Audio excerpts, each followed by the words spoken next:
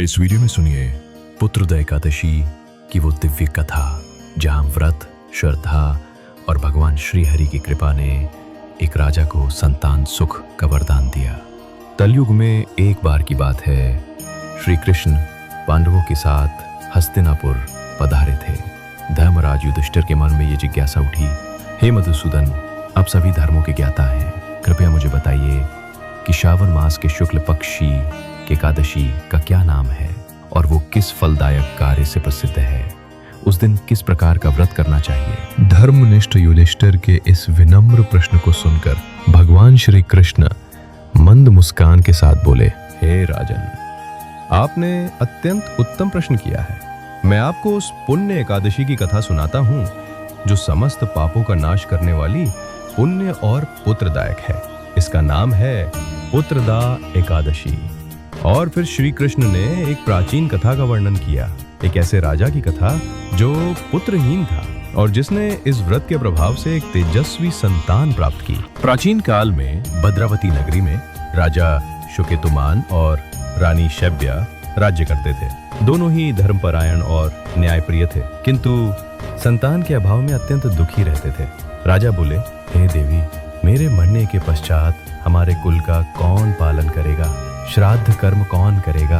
रानी बोली, स्वामी, संतान के बिना गृहस्थ जीवन अधूरा लगता है, प्रभु से प्रार्थना ही एक उपाय है। राजा ने संकल्प लिया और वन की ओर निकल पड़े। गंगा के तट पर एक बटवृक्ष के नीचे बैठकर निराहार उपवास करते हुए प्रभु श्री हरि की तपस्या करने लगे। राजा की तपस्या देखकर देवलोक में हलचल मच गई। देवताओं ने नारद मुनि से राजा की सहायता करने को कहा। नारद जी तुरंत पृथ्वीलोक की ओर चले।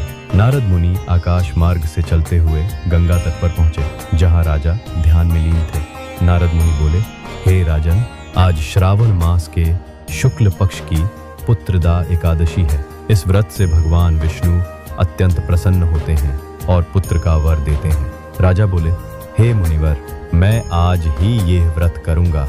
राजा ने ब्रह्म मुहूर्त में उठकर स्नान किया, स्वच्छ पीले वस्त्र धारण कर संकल्प लिया। उन्होंने श्री हरि की मूर्ति को चंदन, पुष्प, तुलसी और दीप अर्पित किए। राजा ने ओम नमो भगवते वासुदेवाय मंत्र का जप किया। रात्रि को जागरण करते हुए भजन, कीर्तन और स्तुति गान किया। रात्रि के अंतिम प्रहर में राजा को स्वप्न में भगवान विष्णु के दर्शन हुए। वे शंख, चक्र, गदा, पद्मधारी दिव्य रूप में प्रकट हुए। श्री हरि बोले, हे राजन, मैं तुम्हारी भक्ति से प्रसन्न हूँ। मैं वरदान देता हूँ, तुझे एक तेजस्वी पुत्र की प्राप्ति होगी। कुछ ही समय बाद रानी शैब्या ने एक तेजस्वी पुत्र को जन्म दिया। महल में हर्षोल्लास छा गया, राज्य में उत्सव मनाया गया। राजा बोले, यह पुत्र प्रभु श्री हरि की कृपा और पुत्रदा एकादशी के व्रत का फल है। भगवान श्री कृष्ण ने युधिष्ठिर से कहा, हे धर्मराज, जो श्रद्धा और निष्ठा से पुत्रदा एकादशी का व्रत करता है, उसे संतान सुख के साथ साथ समस्त पापों से मुक्ति मिलती है।